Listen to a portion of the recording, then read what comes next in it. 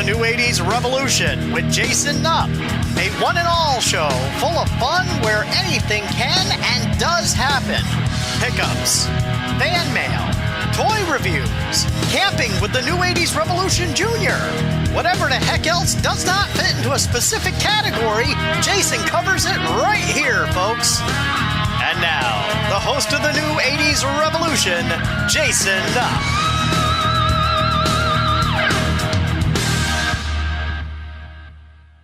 What's up, guys? Jason Nupp, New Age Revolution, down here in the cave for the second to last episode in the WWF LJN figures that should have been made year by year. We started at the year 1984. We just did 1988. And now, as I'm pulling up my list, we are up to 1989. That's right. The year that childhood came crashing down as toy stores everywhere filled the shelves with their final LJN Wrestling Superstars line. And in fact, that's not even true.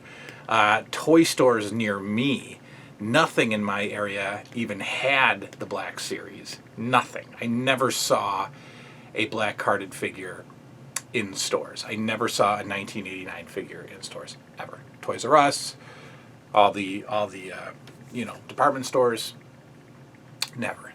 Mine came from the company called the Wrestling Ring, which was in Maryland, and it was basically a magazine order form that showed off, all the photos of the wrestlers. I'll probably throw up an old ad here for you, and that's how we got them. And the price of these figures in 1985, 86, 87, and 88, to the best of my knowledge, was $7.99.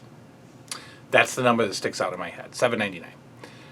In 1989, the mail order figures jumped up to $16.99. Now that is a massive increase in 1989.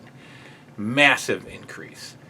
I don't know why. I don't know why the price point came in that high. I don't know if it was a Grand Toys thing. I don't know if it's a Canadian thing. But these figures were more than doubled in price. So like 120% price increase is massive in 1989. It's massive today. Wrestling figures are, I think, Elites are $14.99 at Walmart. And then like up to $29.99 for the deluxe figures or the Ultimate Editions or whatever they are.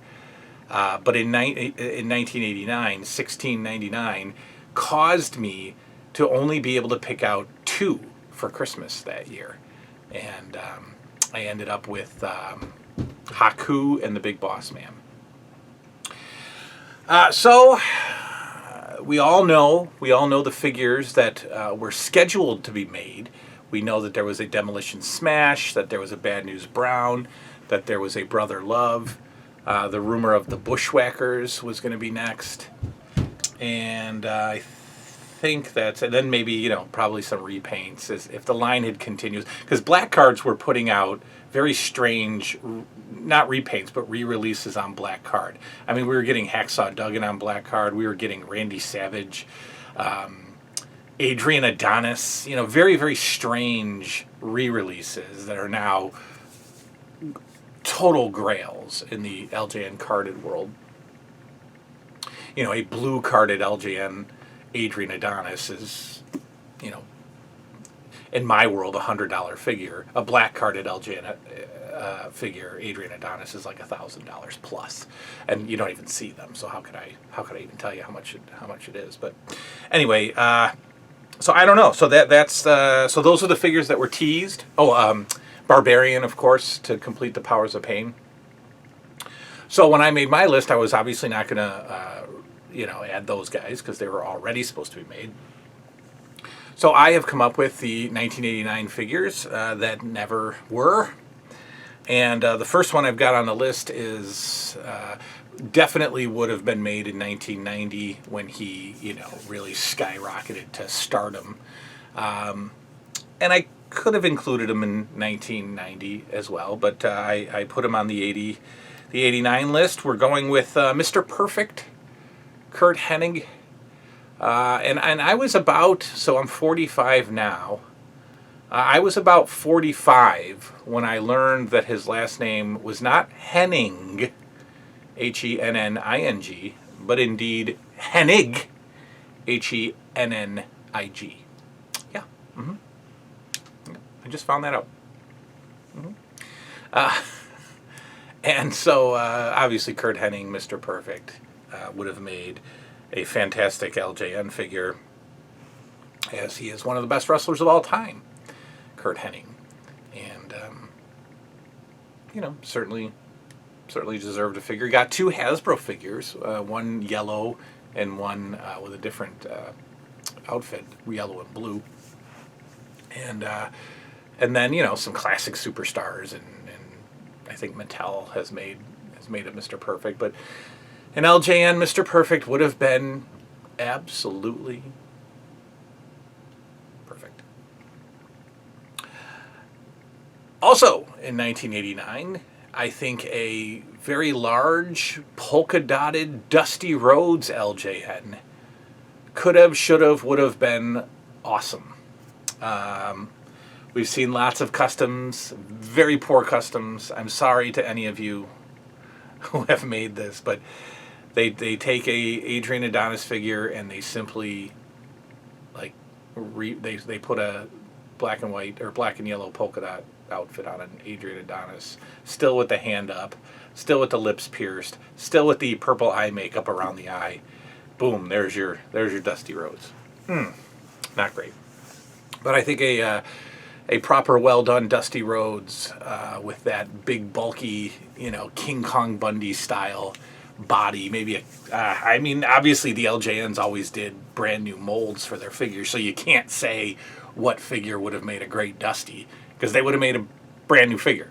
But I'm talking about the weight of a Bundy, the weight of a Captain Lou would have made for a good solid Dusty Rhodes. Now, I added this guy to the list because Ted DiBiase is soaring in popularity in '89, right? We've got Dusty Rhodes coming in. He's got an LJN. He's going to be feuding with DiBiase. And so why did we never get a Virgil, ladies and gentlemen? That's right, a Virgil LJN I'm adding to the 1989 list. Now, we never got anything with Virgil. Virgil didn't even get a Hasbro. His only figure was like a classic Superstars from Jax.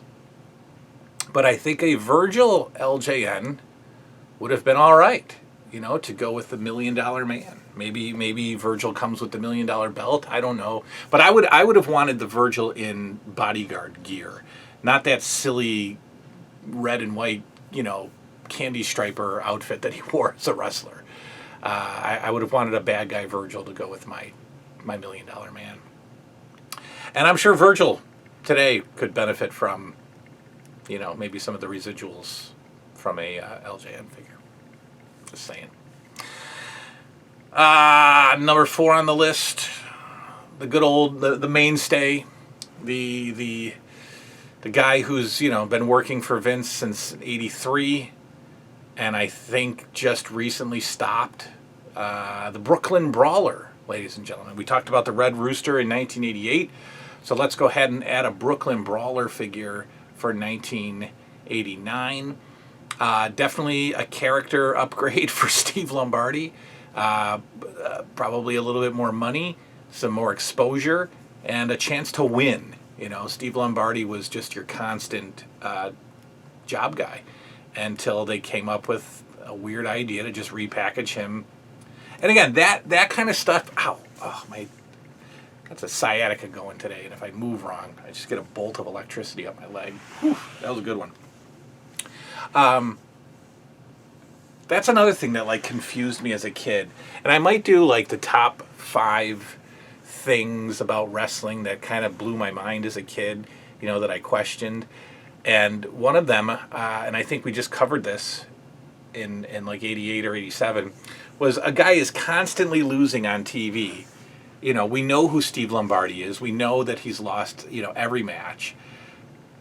But suddenly you put a different outfit on him and he's tougher and he wins more, right? Like, what's up with that?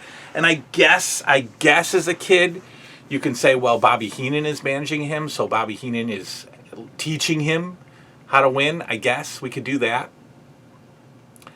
You know, but like with Danny Davis, that's who it was. Like, Danny Davis was the referee one week, and then he's like a decent wrestler beating up job guys the next.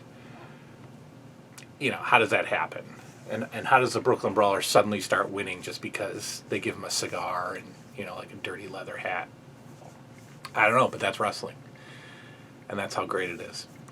So the Brooklyn Brawler, all right, so the last guy just decided, you know what, he probably could have had a figure all the way from like 86 on. We got a Jesse Ventura, we got a Vince McMahon, we got the, you know, we got the referees, we got the Mean Gene. No love thus far for Gorilla Monsoon until now. 1989, we finally get a Gorilla Monsoon suited up, you know, in that beautiful, those strange tuxedos that he used to wear. Give him that, you know, they were black, but like there was red all throughout them or blue all throughout them. Just these weird tuxedos. Give him the big glasses, you know, give us a Gorilla Monsoon announcer figure. Finally, you know, we get the gorilla. That's fine. You know, could the LJNs have gotten away with like an announcer's set? You know, Jesse Ventura came out in wrestler gear. But would we have bought him if he was dressed up Jesse Ventura? Would we have bought a Bruno Sammartino wearing, you know, his commentator suit? I don't know. You know, would we have bought Gorilla Monsoon in commentator? I think so. I mean, I got Mean Gene and I got Vince, and you know, I didn't get Vince as a kid though. So would I have passed him up? And I don't remember seeing Vince in the stores, but would I have passed him up for somebody else? You know, because he was just a suited guy. I don't know. We think of it now as adults. Yeah, you know, an announcer's playset. But would we have really wanted it as kids? I don't know. All right, so that's the list for 1989. We got Mr. Perfect, who probably could have gone in 1990. Dusty Rhodes, Virgil, the Brooklyn Brawler, and Gorilla Monsoon. That's it. That's 1989. Now, next, we're going to do the year that never was. So we're going to do 5 fresh figures in 1990. And we're going to see.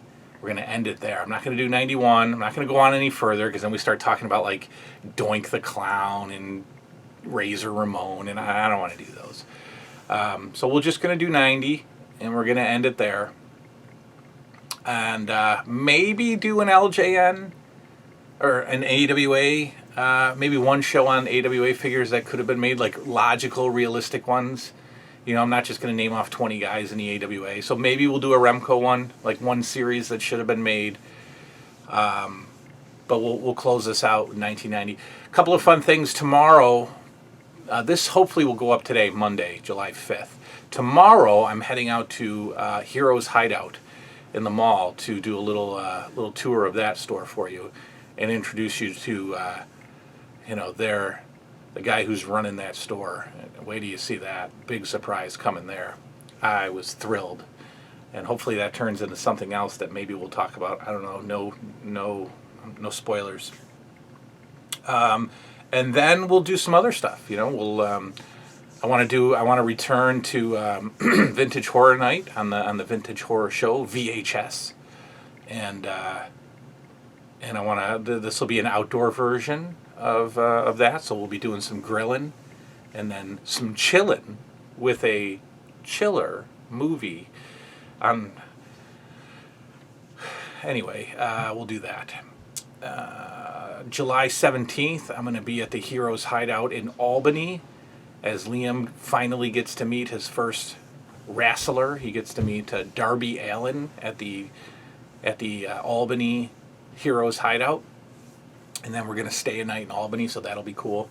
And then August is Steel City Con, which is going to be amazing. And then September is RetroCon with my man Upstate Johnny. That's going to be amazing. And then, then we put up the Christmas tree in October, ladies and gentlemen. So, all right, that's that. That's the 1989s. We'll see you tomorrow or next time or whatever for the 1990s. Until then, good night now. Wow.